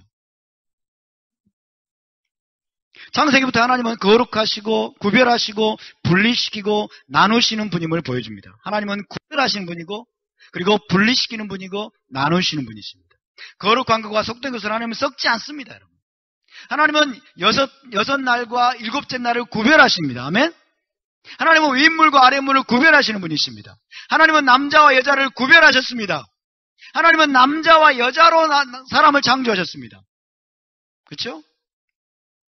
분명히 구별하셨어요. 내 사람들이 구별을 못하더라고요. 오늘날 기가 막혀요.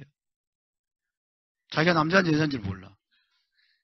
그리고 성을 자기 마음대로 선택할 수 있는 거라고 생각해. 정말 기가 막힐 노릇이에요. 따라서 우리의 성은 태어날 때부터 하나님이 결정하셨습니다. 하나님이 창조하실 때 결정해 놓으셨어요. 성을 어떻게 바꿔요? 최근에 인터넷 뉴스 보니까 그런 내용이 나오더라고요. 미국의 뉴욕주에서 트랜스젠더 이런 사람들을 뭐라더라? Z, H, E, Z 이런 걸로 부르지 않으면 몇 천만 원의 벌금을 때린대요. He나 She로 부르면 안 된다는 거예요. 세상이 미쳐가고 있어요. 미쳐가고 있어요. 뉴욕주의 법이 그렇게 지금 결정을 하고 있어요. 뉴욕주에. 와, 정말 좀 기가 막힐 노릇입니다. 하나님은 남자와 여자로 창조하셨어요. 남자는 남자입니다. 고추 달렸으면 남자예요. 고추 달린 사람들이 가서 할래 해야지 여자가 되자고 하지 않으면 안 돼요. 아멘? 분명히 고추 달고 태어나가지고 뭐라고 그래요? 아, 나는 여자인 것 같아. 기가 막혀 정말. 하나님은 구별하시는 분이십니다. 남자와 여자를 구별하십니다. 남자 여자를 섞거나 여러분 혼합하면 안 되는 것입니다. 남자들은 남자처럼 입으셔야 돼요. 여자들은 여자처럼 입고 할렐루야. 남자가 여자처럼 입으면 안 돼. 옷을. 여자처럼 입으면 옛날에도 우리 교회에 누군가 여자처럼 머리 이렇게 묶게 하지 말라고 했어요. 왜 여자애처럼 그렇게 하냐고. 하나님은 구별하십니다. 아멘. 아브라함도 갈대아 우리에서 구별해서 불러내셨어요. 그 우상의 땅에서 불러내셨어요. 거룩한 백성 만들기 위해서. 출애굽기는 하나님은 이스라엘 백성을 애굽으로부터 구원하여 불러내시고 그분의 특별한 목적을 위해서 하나님은 이스라엘을 구별하십니다. 구별을 시킨다는 것을 거룩히 한다는 뜻이에요. 하나님의 특별한 목적을 위해서 구별시킨다. 거룩한 백성이 되게 한다는 뜻이에요. 그래서 이스라엘은 한마디로 말하면 거룩한 백성이, 거룩한 백성. 하나님이 그분의 목적을 위해서 거룩하게 구별하신 백성입니다. 그래서 우리는 거룩한 삶을 살아야 돼요. 우리는 구별된 삶을 살아야 됩니다. 아멘?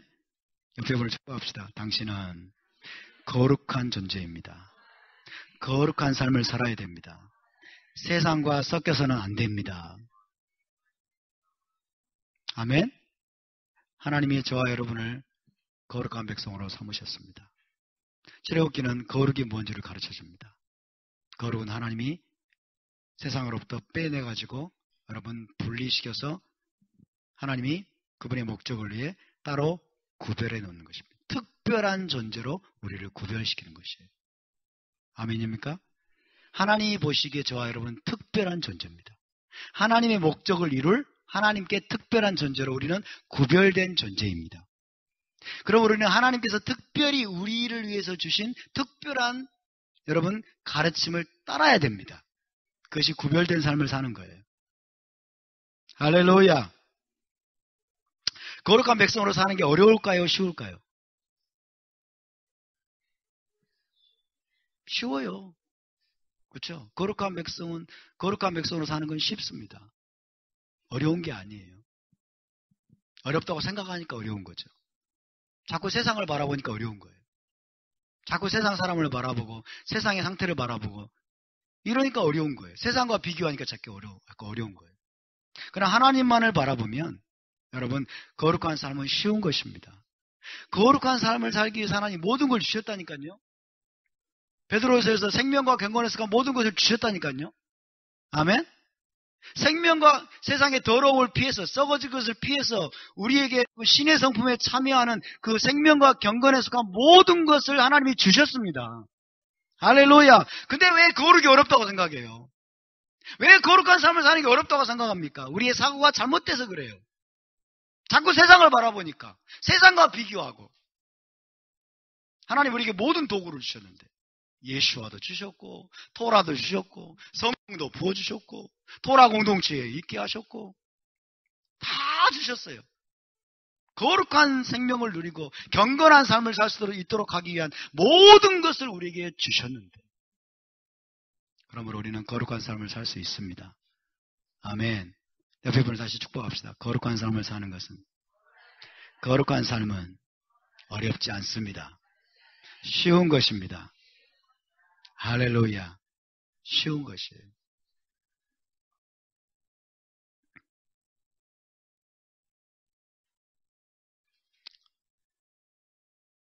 이번 페이지만 하고 마쳐야 되겠습니다. 출애굽기에 나타난 하나님의 구속의 패턴을 잠깐 보시면 1장 11절 시작. 감독들을 그들 위에 세우고 그들에게 무거운 짐을 지워 괴롭게 하여 그들에게 바로를 위하여 국고성 비돔과 라암셋을 건축하게 하니라. 하나님의 구속의 패턴이 출애굽기에 나와 있는데 하나님의 구속은 가장 어둠과 핍박이 깊을 때 호련히 임한다는 거예요. 호련히 임한다는 거예요. 하나님은 이스라엘을 잊지 않으십니다. 하나님은 저와 여러분을 잊지 않으십니다. 가장 어둠과 핍박이 깊을 때 갑작스럽게 하나님의 구속이 임한다는 것을 우리가 알아야 됩니다. 자, 예를 들어서 애굽의 종살이로 인해서 이스라엘 백성들은 여러분 너무나 고통스러운 시간들을 보내고 있었어요. 이스라엘의 고통이 극심할 때 하나님은 도대체 어디 계시는 거야? 하나님은 철저히 침묵하시는 것 같았어요. 몇백 년, 요셉이 죽고 난 다음에 여러분 몇백 년이 지났는데 그들의 고통이 너무나 가중되고 있음에도 불구하고 하나님은 아무것도 하지 않는 것처럼 보이는 그런 시간들을 이스라엘이 보내야만 했어요. 가장 깊은 영적인 암흑기를 보내야만 했던 것이에요. 그런데 여러분 그렇게 가장 깊은 절망과 좌절과 암흑 가운데 있을 때 호련히 하나님이 구속자를 일으키십니다. 호련히 모세를 일으키십니다. 그리고 하나님의 구속이 여러분 하루아침에 이루어지게 됩니다. 이것이 하나님의 구속의 패턴이에요. 하나님은 그렇게 역사합니다. 하나님이 우리를 잊어버렸구나. 하나님이 우리를 버리셨구나. 지금 여러분 중동에 있는 저 이스라엘 나라 이스라엘 유대인들이요. 하나님이 자기들을 잊어버렸다고 생각하는 사람이 꽤 많아요. 왜? 4,000년 지나도록 메시아가 안 왔다고 생각하니까. 4,000년 동안 기다렸는데 메시아가 안 왔어요. 그렇죠? 속은 거죠. 자, 1세기 상황을 보실까요? 말라기 이후에, 말라기 선지자가 마지막 선지자라고 그럽니다. 말라기 이후에 선지자가 다 끊어져 버리고 유대인들은 또 약 400년 동안 하나님이 침묵하시는 듯한 처절한 영적 암흑기를 보내야만 했어요. 이것을 기독교 신학에서는 중간기라고 해요. 중간기. 말라기에서부터 마태복음까지 이 중간기 400년 동안 소위 말하면 암흑기예요. 암흑기. 선지자도 끊어지고 하나님이 완전히 침묵하시는 것 같은 그런 시간들을 보내야만 했고, 이스라엘 백성 유대인들은 로마의 압제에 시달려야만 했어요. 로마의 압제에 시달리면서 처절한 영적인 암흑기를 보내야만 했는데, 하나님께서 호련히 이스라엘의 구속자이신 예수와를 보내셨습니다. 할렐루야. 그래서 여러분, 죄로부터, 사단의 권세로부터 여러분 구원의 역사를 이루신 주님을 찬양합니다. 이것이 하나님의 구속이 임하는 패턴입니다. 이 마지막 때도 마찬가지입니다, 여러분. 마지막 때 반유대주의가 온 세상을 점점 지금 가득 채우고 있습니다. 이스라엘이 사방으로 오교쌈을 당하는 가장 깊은 영적 암흑기를 지금 맞이하고 있습니다. 그럴 때 지금 하나님은 어디 계십니까? 하나님은 침묵하시는 것 같습니다. 지금 텔아비브에서, 예루살렘에서 지금 칼부림 테러가 연이를 일어나고 있습니다. 무고한 시민들이 죽어나가고 있습니다. 하나님은 어디 계십니까? 하나님이 이스라엘을 버리고 갔습니다. 앞으로 짐승이 일어나고 적그리스도가 일어나가지고 하나님의 백성들을 핍박할 때 하나님은 또 침묵하시는 것 같은 시간들을 우리가 보내게 될지도 모릅니다. 아, 하나님이 우리를 버리셨구나. 가장 처절한 암흑기를 당할 때 호련히 이스라엘의 구속자이신 예수와께서 오실 것입니다. 그분이 오셔서 저와 여러분을 완전히 구속하실 것을 믿으시기 바랍니다. 우리를 약속의 땅으로 데려가실 것입니다. 이것이 출애굽기가 보여주는 하나님의 구속의 패턴입니다. 하나님은 자기 백성을 잊지 않으십니다. 하나님은 우리를 잊지 않으십니다. 하나님은 이스라엘을 잊지 않으십니다. 절망하지 마십시오. 낙심하지 마십시오. 여러분, 낙담하지 마십시오. 그분이 오십니다. 반드시 오실 것입니다. 가장 절망스러운 순간에 오실 것입니다. 가장 암흑이 깊을 때 예수께서 오실 것입니다. 가장 처절한 낭만 가운데 있을 때 오실 것입니다. 그러므로 희망을 잃지 마시기 바랍니다. 메시아의 다시 오심과 마지막 나타날 구속의 완성에 대한 희망을 가지고 오늘도 승리하시는 저와 여러분 될 수 있기를 주님의 이름으로 축복합니다.